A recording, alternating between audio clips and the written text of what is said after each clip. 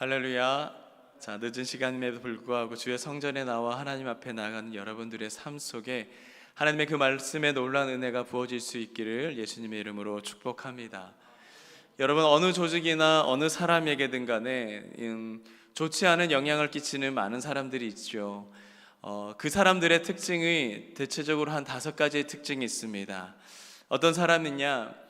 첫 번째는 과거에 어떠한 성공을 이끌어냈던 자신의 장점에 발목에 잡혀서 현재를 실패하는 사람. 좀 말이 좀 어렵죠? 그리고 두 번째로는 환경의 변화를 외면한 채 옛적의 그 기억과 경험으로만 간주하며 살아가는 사람. 그리고 세 번째로는 모든 일을 자신의 잣대로 기준으로 판단하고 해석하고 안주하려고 하는 사람. 또 네 번째로는 실패로부터 학습받지 못하고 같은 실수를 계속하는 그런 사람. 마지막 5번째로는 편향된 시각, 한쪽의 입장으로만 인하여서 다양성을 잃어버린 사람. 이 5가지의 사람들이 있습니다. 혹시 여러분들 중에 이 5가지 중에 몇 가지가 해당되는지 한번 세어보셨습니까? 저는 오늘 이 시간 가운데 세 번째 말씀드렸던 자신의 잣대로 해석하고 안주하려고 하는 사람에 대해서 오늘 이 시간 말씀을 열면서 함께 나눠보고자 합니다.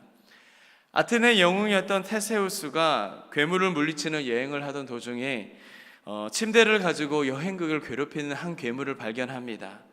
그 괴물의 이름이 바로 프로클루스라고 하는 괴물인데요, 이 괴물은 지나가는 나그네를 잡아서 자신이 갖고 있는 침대에 맞춰서 그 침대보다 크기가 작으면 그 몸통을 늘려서 죽이거나 아니면 그 침대보다 키가 컸을 때에 팔 다리를 잘라서 그 침대에 맞추는, 그래서 그렇게 나그네들을 괴롭히는 그런 괴물이 있었습니다.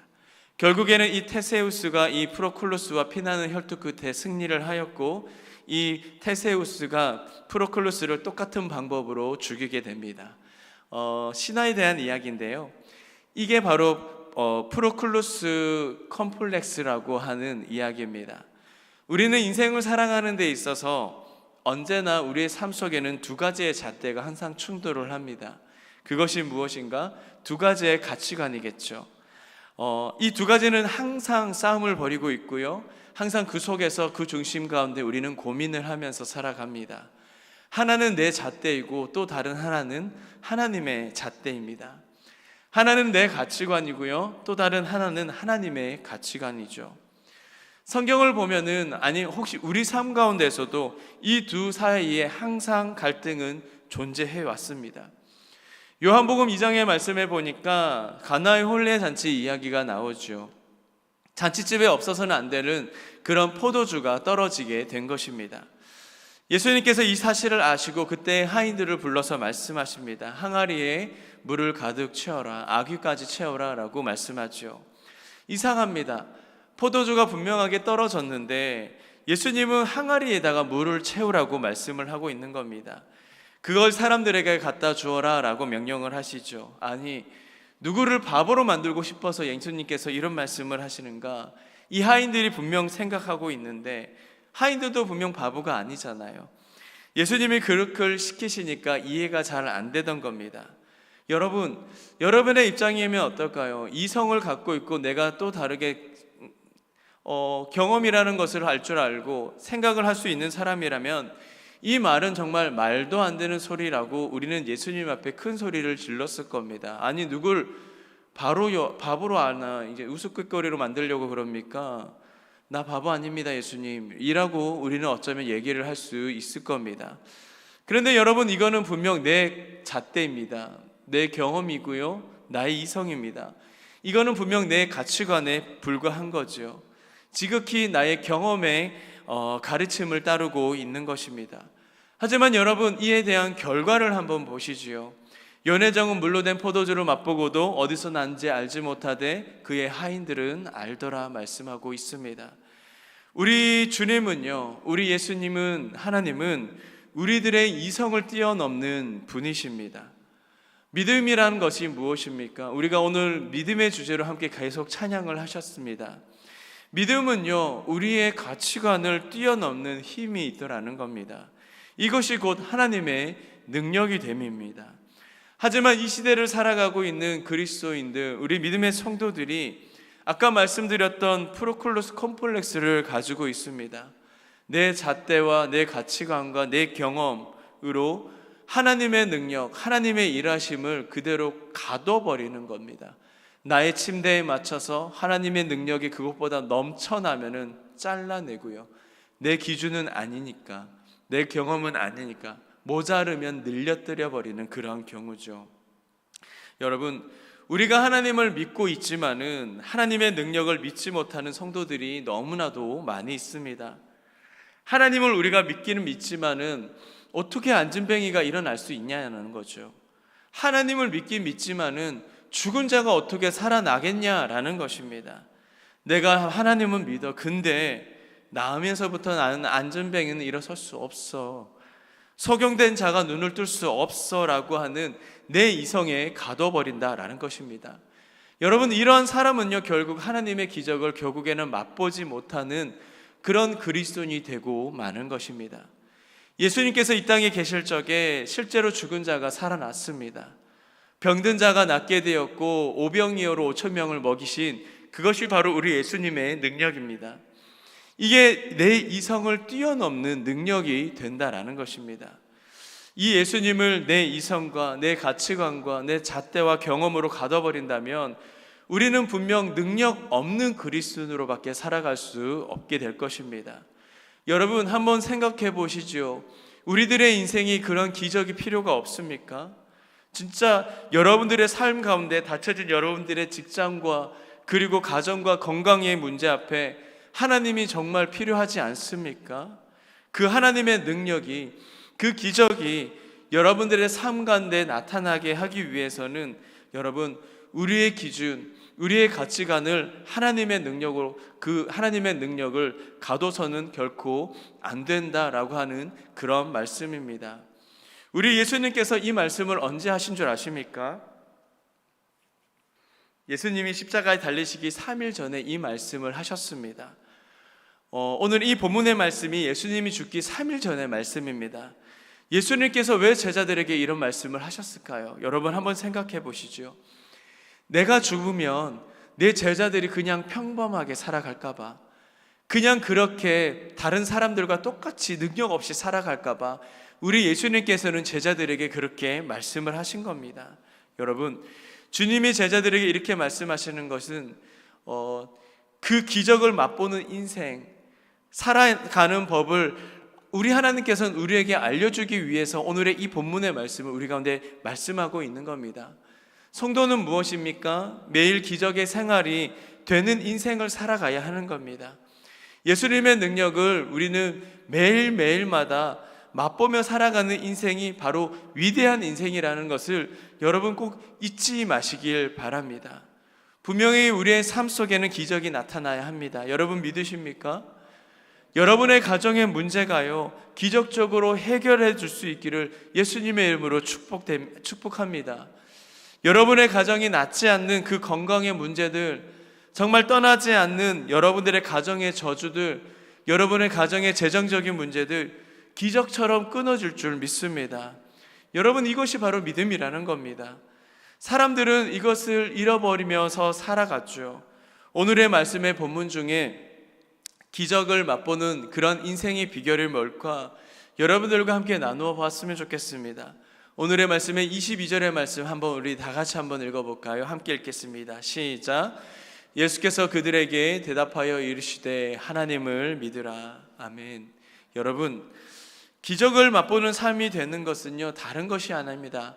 바로 하나님을 믿는 것이죠. 여러분 하나님 믿으시죠? 아멘이시죠? 여러분은 하나님을 믿을 수 있기를 바랍니다. 하나님을 믿으면은 없던 길이 생기게 되는 겁니다. 하나님을 믿으면은 무너진 삶이 다시금 세워지는 놀라운 역사가 일어나게 되는 겁니다. 다하나 요네코라고 하는 일본 작가가 있습니다. 사는 것이 황홀하다라고 하는 책을 지은 편찬한 그런 분인데, 이 작가의 어릴 적 고등학교 때에 그는 어머니를 잃습니다. 어머니를 잃은 상실감에 그는 살아갈 힘을 잃고 지나가는 기찻길에 그의 몸을 던졌습니다. 죽었으면 당연히 다행인데 그는 죽지 않았고 두 다리를 잃고 왼쪽 팔을 잃게 됩니다. 인간으로서 어찌 보면 생명을 잃은 거죠. 물론 여자로서의 생명도 잃었습니다. 누가 그런 사람을 아내로 맞이하겠습니까? 누가 그를 거들떠나 볼까요? 그는 마침내 요양원에 들어가게 됐고 몇 번에 걸쳐서 자살을 시도했습니다. 결국엔 죽지 못한 채 매일 하루하루를 살아가고 있었는데 그를 찾아왔던 한 사람이 있었습니다. 유일한 한 사람, 일본에서 신학 공부를 했던 한 전도사님입니다. 이 전도사님께서 이 분에게 복음을 전하는데 잘 받아들이지 않습니다. 예수를 믿자고 하니 믿지 않습니다. 시간이 지나고요, 결국 이 전도사님의 노력 끝에 이분이 복음을 받아들이고 마음을 여니까 그의 인생이 바뀌기 시작한 겁니다. 자살을 끊임없이 시도했던 그 여자분의 삶이 완전히 변화되기 시작을 한 겁니다. 숨 없이 많은 이제 강연을 다니면서 필요 없는 삶이라고 여겼던 그녀가 이제는 다른 사람을 살리는 인생이 되어버리는 겁니다. 그렇게 쓰임받게 되더라는 거죠. 하나님을 믿으면 아무짝에 쓸모없던 삶이 이제는 이렇듯 위대한 인생으로 하나님 앞에서 변화되기 시작을 하는 겁니다. 나도 죽지 못한 안달이 났는데 다른 사람을 살리는 것으로 변화되는 것이 바로 하나님을 믿는 성도의 능력이라는 것입니다. 여러분, 어떻게 견고한 성이 무너지겠습니까? 어떻게 거대한 골리앗이 쓰러지게 되고 어떻게 100세 된 사람이 아들을 낳습니까? 하나님을 믿으면 거대한 이러한 산이 무너지게 되는 줄 여러분 믿을 수 있기를 바랍니다. 하나님을 믿으면은요, 거대한 여리고 성도 끝장나게 되는 것입니다. 여러분 삶 앞에 이러한 거대한 산이 놓여져 있지 않습니까? 도저히 내 힘으로 노력으로 해보아도 움직이지 않는 이 거대한 산이 나타났지 않습니까? 사방이 꽉 막혀 있는 이 담으로서 나를 붙들고 어둠 속에 나를 메고 있지는 않습니까? 여러분, 그런 문제를 여러분 어떻게 해결하시겠습니까? 한번 따라 하시겠습니까? 나침판을 갖자. 여러분, 우리 배를 한번 예를 들어보시죠. 배에서 가장 중요한 게 뭐라고 생각을 하십니까? 여러분, 배의 대포가 중요할까요?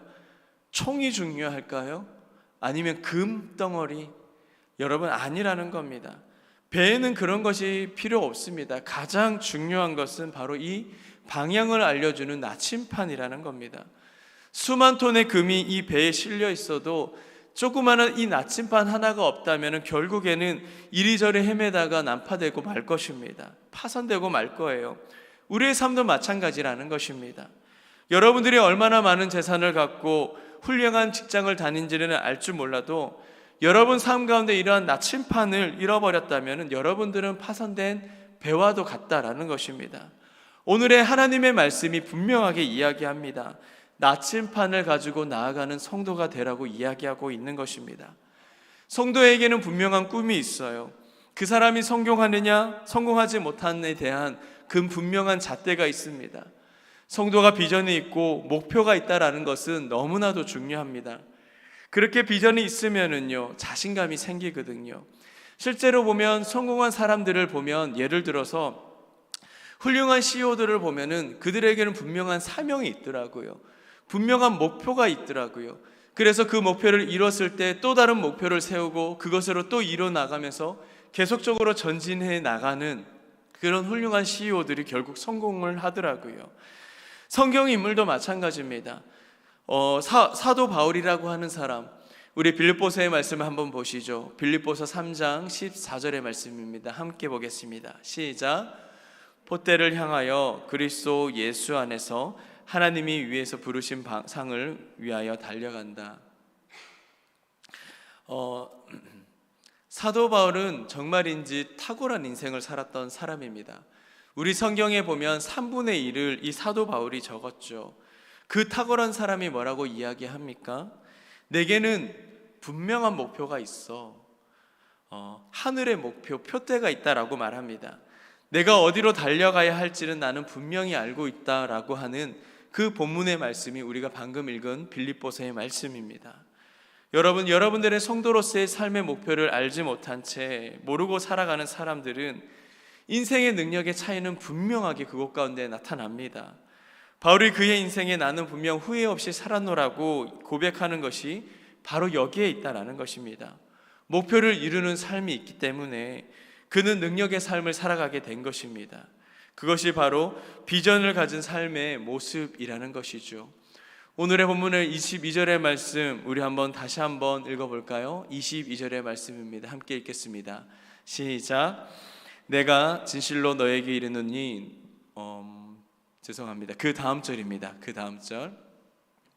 자, 시작. 내가 진실로 너에게 이르노니 누구든지 이 산더러 들리어 바다에 던져지라 하며 그 말하는 것이 이루어지는 줄 믿고 마음에 의심하지 아니하면 그대로 되리라. 아멘. 현대 성경에 보니까 이것도 비슷하게 나왔지만 좀 더 우리가 해석하기 쉽습니다. 함께 보겠습니다. 시작. 예수께서 대답하셨다. 만일 너가 이 산더러 저 바다에 빠지라고 할지라도 너희 안에 의심을 품지 않고 그대로 되리라 믿으면 그대로 이루어진다 말하죠. 우리 예수님께서요, 아무 산에 대해서 이야기하지 않으셨습니다. 산아 바다로 옮겨져라 라고 이야기하시지 않으셨습니다. 정확한 정관사가 붙여져 있죠. 이 산더러, 여러분, 저 바다로 던져지라 라고 말씀하고 있는 겁니다. 주님의 기적을 맛보는 삶 중에 가장 중요한 것은요, 여러분, 목적과 비전이 있느냐 없느냐, 어떤 산을 옮기길 바라느냐, 어떤 삶의 저주가 끊어지길 원하느냐, 정확한 목적을 갖고 살아가라고 예수님이 말씀하고 있는 것입니다. 우리 예수님도 우리에게 기적을 보려면 분명한 목적부터 시작하라고 말씀하고 있는 것 아니겠습니까? 예수님도 보십시오. 항상 예수님의 삶의 목적이 있으셨습니다. 그대로 움직이셨어요. 그래서 이 땅에서 우리 예수님의 임무는 다 완수하셨습니다. 사람의 뇌에는요, 파상피질이라고 하는 것들이 있대요. 아주 독특한 기관이랍니다. 이게 사람의 뇌에서요, 이제 망상피질이 어떤 역할을 하냐면은 사람의 목표를 설정을 하거든요. 예를 들어서 어제 제가 차를 샀습니다. 할렐루야. 참 우여곡절에 차를 샀는데요, 차를 사기까지가 한 2-3달이 걸렸어요. 목표를 갖고요, 어떤 차에 대한 모델이 있을 거 아니에요? 목표를 갖고 차 모델을 생각을 했습니다. 그랬더니 이제 이 망상피질이라는 것이 이 기관에 어떠한 차에 대한 모델을 머릿속에 심어 넣는 거예요. 그러면은 이상하게도 이 망상피질이 내 머릿속에 스크린에 이 차에 대한 형상을 계속적으로 보여줍니다. 내가 길을 가다 보면은 그 차만 보여요. 신기하죠? 지나가다 보면은 그렇게 평소 때는 보이지도 않던 그 차의 모델이 계속 눈으로 들어오게 되는 거예요. 아, 저 색깔도 예쁘구나. 저 모양도 저 모델, 또 다른 모델도 예쁘구나. 어느 순간부터 지나가다가도 내 꿈속에서도 그 차가 나타나는 거예요. 여러분 그런 거 경험해 보셨을 거예요. 우리 여성 자매님들은 뭐 예쁜 백이나 예쁜 옷을 한번 보고 지나갈 때 집에 가면 눈에 아른거리는 것이 이 망상피질의 역할입니다. 이게 무슨 말씀을 제가 드리냐면요, 어떠한 목표가 생긴다면 이 망상피질에서 우리들의 이 목적을 이루기까지 머릿속에 계속적으로 대연해지는 그런 기관이라는 거예요. 뇌의 기관이요. 그런데 목표가 없는 사람들은 이러한 것들이 생기지가 않습니다. 그냥 허망하게 살아가는 거. 물론 차를 계속적으로 사라는 이야기는 아닙니다. 가정이 망하게 돼요, 여러분. 여러분들의 삶이 분명하게 달려가야 할 목표가 비전대로 살아간다면은 여러분의 온 몸이 아마도 그것으로 도배가 되게 될 겁니다. 많은 사람들이 목표가 있느냐 없느냐 단순하게 여기지만은요, 여러분들의 삶의 방향을 정하게 되는 것입니다. 여러분들의 분명한 삶의 목표를 방향을 정해줄 수 있기를 예수님의 이름으로 축복합니다. 여러분들의 삶의 목표가요, 그냥 제가 말씀드렸던 건 단순한 차이지만 정말 우리는 사명이 있고 꿈이 있잖아요. 그것이 하나님의 나라라고 한번 생각을 해보시죠. 하나님의 나라, 통일된 대한민국, 북한 땅이 하나님의 교회를 세우는 것, 코스타리카 땅에 그리고 과테말라 땅에 교회를 세우고 그곳에 학교를 세우고 또한 복지센터를 짓고 병원도 세우고 온 몸에 그것을 위해 대회가 된다면은 하나님이 여러분들을 그렇게 사용하시지 않으실까요? 그 꿈을 향하여서 하나님께서는 우리가 나아가게 할 때 반드시 그것을 이루어지는 은혜와 기적을 우리는 맛보게 될 것입니다. 하나님은 우리가 그렇게 살아가게 될 때에 그곳에 은혜를 부어주시게 되는 것입니다. 여러분, 하나님이 우리의 삶 가운데 그렇게 지원하시고 밀어주는 역사가 일어나게 되는 겁니다. 분명한 목표를 갖고 한 걸음씩 나아갈 때에 진정한 역사가 무엇인지를 우리 하나님께서 우리 가운데 보여주실 것이라는 겁니다. 두 번째로는 여러분, 긍정적인 말이 좀 필요합니다. 23절의 말씀 우리 다시 한번 읽어보십시다. 다시 한번요. 23절입니다. 시작. 내가 진실로 너에게 이르노니 누구든지 이 산덜러 들리어 바다에 던져지려 하며 그 말하는 것이 이루어질 줄 믿고 마음이 의심하지 아니하면 그대로 되리라. 아멘. 여러분, 말을 하면 말한 대로 되는 겁니다. 마음만으로 믿는다고 해서 다 되는 것이 아니라는 거죠. 사랑하는 연인이 있습니다. 서로 교제하고 마음적으로는 굉장히 사랑을 하는데 표현을 하지 않는 거예요. 2년이 지나고 3년이 지났습니다. 서로 간에 그 사랑의 그 흔적들이 보일까요? 아니라는 것이죠. 결국에는 헤어지게 되는 겁니다. 말하지 않으면요, 여러분, 사랑도 못 이루는 거예요. 표현할 수 있기를 바랍니다. 여러분, 이 산 들러 저 바다에 던져지라고 하는 이 말을 우리가 해야 할 것 아니겠습니까? 하나님은요, 우리에게 말하기를 원하시는 겁니다. 예수님은 제자들에게 기적의 삶을 사는 그 비결들을 말씀을 지금껏 하셨습니다. 말할 수 있는 삶, 말할 수 있는 삶이 능력 있는 삶이라고, 그렇게 살 것이라고 우리에게 말씀해 주고 있는 것입니다. 여러분, 우리가 인생을 살아보면은요, 많은 산들을 만나게 될 겁니다. 내가 어떻게 할 수 없는 산들이 내 앞에 놓여지게 될 겁니다. 그 산이 질병일 수도 있어요. 그리고 그 산이 내 자녀가 될 수도 있습니다. 그 산이 내 가정의 문제가 될 수도, 그리고 사람일 수도 있고 돈의 산일 수도 있습니다. 이 불가능한 산을 여러분 어떻게 처리하시겠습니까? 이 산들을 들리어서 저 바다로 던져오라. 아멘이십니까? 여러분, 이렇게 말하게 될 때에 그 문제들이 내 눈앞에서 끝장이 나는 겁니다. 무너진 내 가정이 다시금 회복될지어다. 깨어진 내 자녀들은 일어나게 될지어다. 여러분, 이 말을 하게 될 때에 여러분들의 삶 속에서 기적으로 나타나게 되는 겁니다. 하지만 여러분, 우리들은 이 쉬운 방법을 할 수가 없어요. 믿음과 용기가 없는 것입니다. 말은요, 이렇게 용기와 믿음이 필요합니다. 잠언서의 말씀에 이런 말씀이 있습니다. 18장 21절의 말씀에 죽고 사는 것이 혀의 힘에 달렸나니 혀를 쓰기 좋아하는 자는 혀의 열매를 먹으리라 말씀합니다. 너가 만약에 죽겠다고 말하면 너는 분명하게 죽을 것이고, 너가 살겠다고 말하면 내가 너를 살릴 거야 라고 말씀하고 계시는 겁니다. 너의 가정이 축복되게 해달라고 하면 내가 너를 가정을 축복하게 할 것이고, 우리 가정 매일 완전 이 꼬라지 이 모양이야, 이놈의 집구석, 이렇게 말을 하게 되면 그 가정 망하게 된다라는 겁니다. 여러분, 그래서 우리는 말 조심해야 돼요. 말한 대로 되는 겁니다. 여러분들은 어떠한 말을 하고 살아가고 계십니까? 여러분의 한 말이 여러분들을 얽매이게 될 겁니다. 여러분들의 한 말이 여러분들을 붙들게 될 거예요. 전진하고 싶은데, 내가 더 잘 나가고 싶은데 그 말 한마디 한마디가 뒤에서 여러분들을 끌어당기고 있을 거예요. 이 망할 놈의 집구석, 이 망할 놈의 자식들. 여러분, 그렇게 말하면 여러분들의 자녀들을 저주의 구렁텅이로 빠뜨리게 되는 겁니다. 여러분들이 실패를 말을 하게 되면은 실패가 여러분들을 잡고, 여러분들이 성공을 말하게 되면 성공이 여러분들을 붙잡게 되는 것입니다. 교회가 부흥을 말하면은요, 부흥이 우리 마이미 한인 장로교회 가운데 일어나게 될 것이고, 교회의 성도들이 교회를 욕하고 성도 간의 그런 관계를 깨뜨릴 만한 이야기를 하면 결국에는 교회가 깨어지게 되는 겁니다. 교회를 위해서요? 아니죠, 여러분. 그거는 교회를 망하게 하는 지름길이라는 겁니다.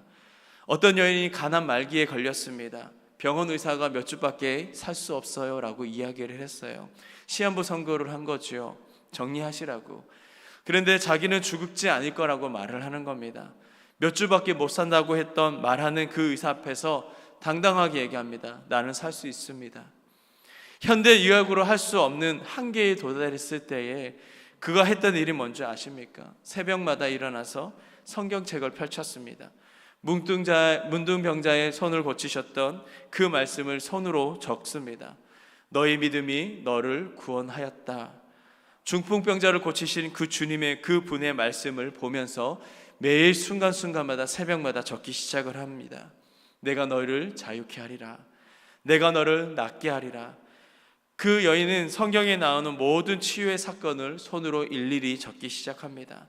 그리고 날마다 일어나서 성경을 읽기 시작합니다. 너희 믿음이 너를 구원하였다. 주님, 나도 구원해 주십시오. 주님, 나도 살려 주십시오. 3주밖에 못 살다고 했던 그 여인이 살아났습니다. 여러분, 이게 뭐라고 생각하십니까? 저는 분명 말의 능력이라고 생각합니다. 말의 힘이라고 생각합니다. 말은요, 이렇게 너무나도 중요하다라는 겁니다.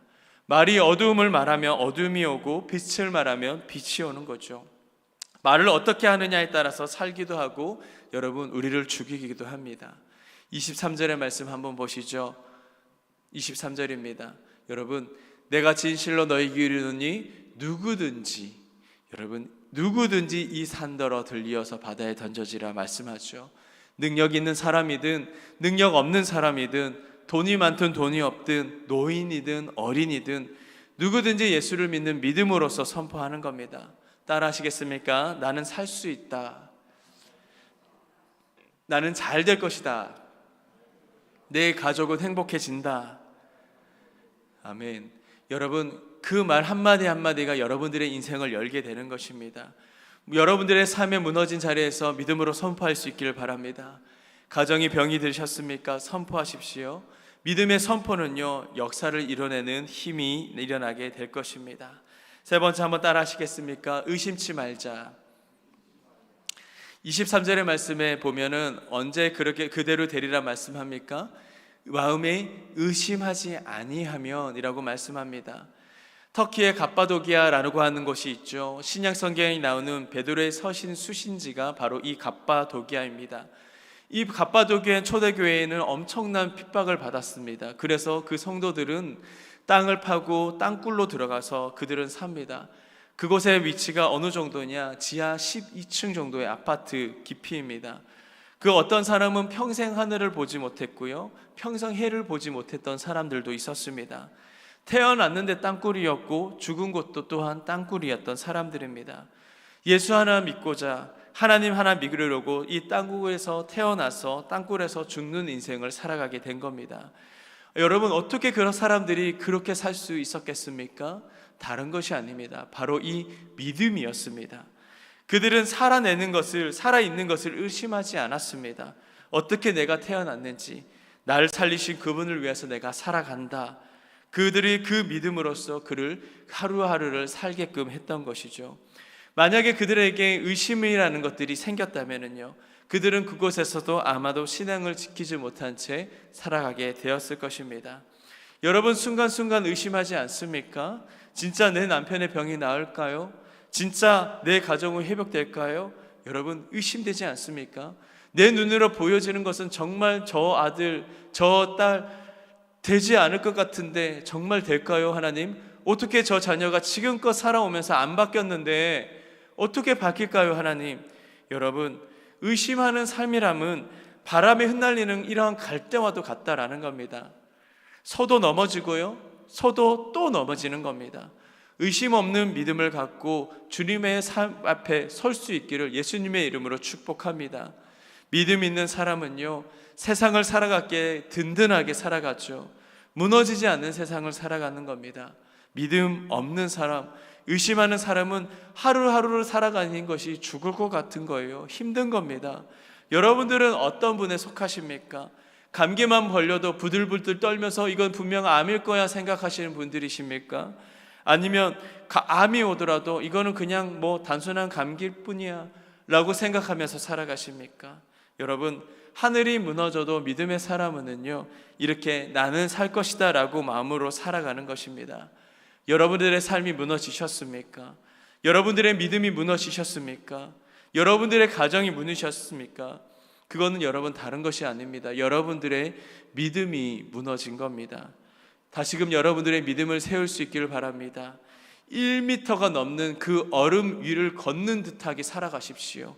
살 얼음이 아니라 몇 미리 그냥 내가 한 발짝 한 발짝 디딜 때마다 불안하게 쩍쩍 갈라지는 것 같은 그 얼음 위에 살아가는 것이 아니라 1미터가 넘는 그 얼음 위를 살아가는 것처럼요. 여러분, 그 믿음으로써 오늘을 살아가는 겁니다.